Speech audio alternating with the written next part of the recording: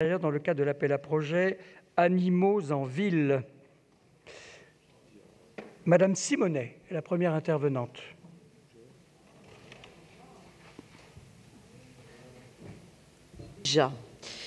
Bien, écoutez, c'est une délibération importante, mais je trouve assez décevante. Donc, nous allons accorder 19 100 € de subvention à 10 associations et un établissement d'enseignement supérieur dans le cadre de l'appel à projet Animaux en ville. Et parmi cette somme, 10 500 relèvent du budget participatif. Alors, je rappelle quand même le point de départ qui a pu occuper beaucoup nos débats ici dans cette assemblée sur la question de la condition animale et le rapport être humain-animaux en ville. C'était notamment le débat et le refus des cirques avec animaux. Et je regrette que il ne soit toujours pas prévu de prise de décision de la part de la ville de manière beaucoup plus forte et ferme sur ce sujet. Dans cette délibération, on peut constater d'abord une grande diversité des associations. Il s'agit par exemple d'associations qui s'occupent d'élever et d'éduquer des chiens de guide d'aveugles. Il s'agit aussi d'associations futurs dispensaires vétérinaires pour les animaux de compagnie de personnes en grande précarité. Une association, par exemple, travaille et œuvre sur la réhabilitation des animaux issus de laboratoires. On a aussi, original, un atelier de philosophie destiné aux enfants sur le rapport homme et animal, j'en passe. Il y a également des associations qui gèrent des abris pour chats errants ou chats libres. Et là-dessus, je tiens à signaler que, mais je présente un vœu, tout comme le groupe écologiste de Paris, parce que je regrette que la ville mette vraiment insuffisamment de moyens suite au débat que nous avons eu en juillet sur la question des chats errants et des chats libres. Il faut mettre beaucoup plus de moyens, notamment pour prendre en compte toute la problématique à la fois de la stérilisation, de l'accompagnement, du soin des chats errants et libres. Je vois par ailleurs deux autres soucis dans cette délibération. Le premier, vous subventionnez une association de pêcheurs, certes pour des actions au service de la reproduction des poissons, de la nidification d'oiseaux. Mais faut-il le rappeler, consommer ou vendre du poisson à Paris est interdit à cause de la pollution. Dès lors, pourquoi la pêche est-elle autorisée? Je continue sur cette question-là. Les poissons sont-ils considérés uniquement sous l'angle de loisirs pour l'homme, réduits à des objets, que l'on peut faire souffrir gratuitement à coups d'hameçon dans la tronche et puis qu'on rejette dans la Seine, quand bien même la grande proportion de poissons qu'on va rejeter dans la Seine ne va pas en survivre? Est-ce que c'est ça le rapport qu'on engage avec les animaux, dont les poissons?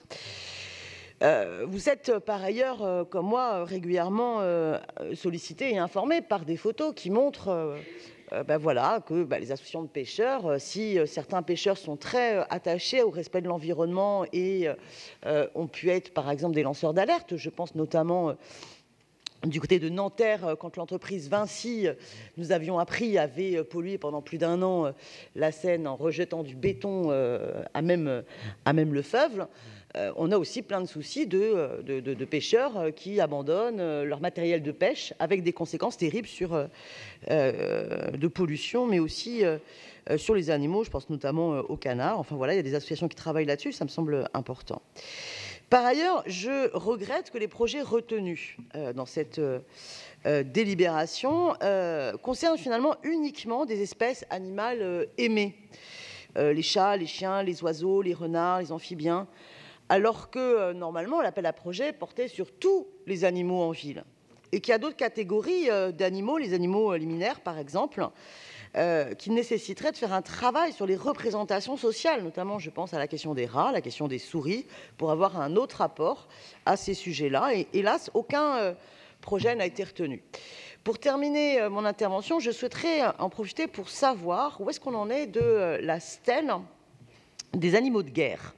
Hélas, Madame Vieux-Charrier n'est pas en séance, mais souvenez-vous, à l'occasion de l'anniversaire du centenaire de l'armistice de la Première Guerre mondiale, l'association Paris Animaux Zoopolis avait demandé la création d'un monument à Paris en mémoire aux animaux de guerre morts pendant la Grande Guerre, avec le soutien notamment du Souvenir français et d'une trentaine d'associations de protection animale. Des vœux avaient été adoptés qui prévoyaient un groupe de travail sur la stèle Et je voudrais savoir s'il y a eu des réunions, parce que, à ma connaissance, il n'y a pas eu une seule réunion depuis le 25 septembre 2018, mais il se peut que je sois mal informée. Or, il faut bien travailler à la forme de la stèle, au libellé du texte, au choix du lieu.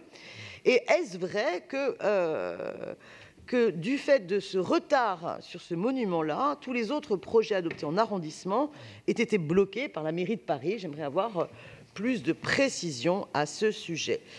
Je vous remercie.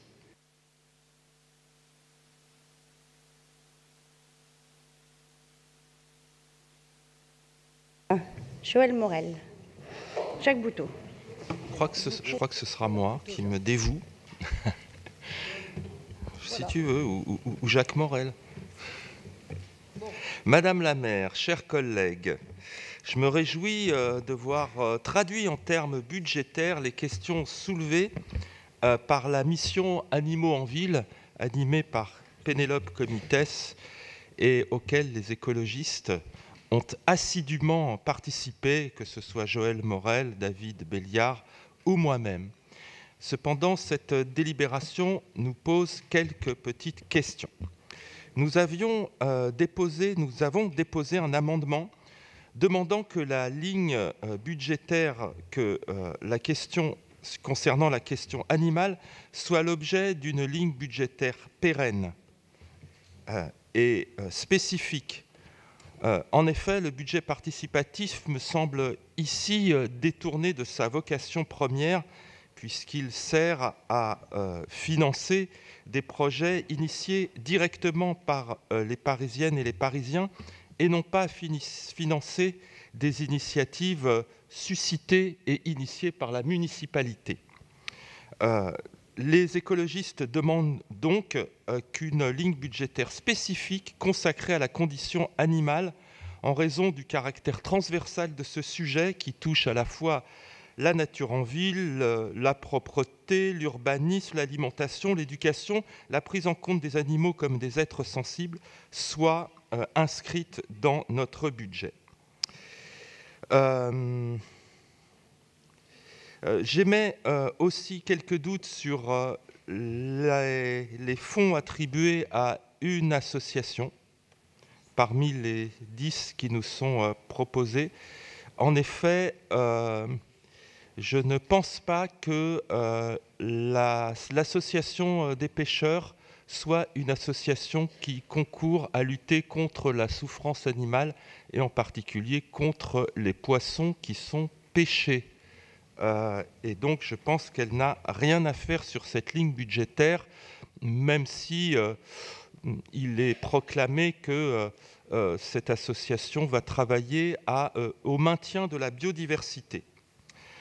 Par ailleurs, nous souhaitons que les associations qui travaillent sur les chats errants soient suffisamment dotées, puisque là, les moyens qui leur sont attribués à ces associations vont essentiellement être consacrés à la construction des abris pour ces chats et à l'éducation du public, ce dont je me réjouis avec le groupe écologiste.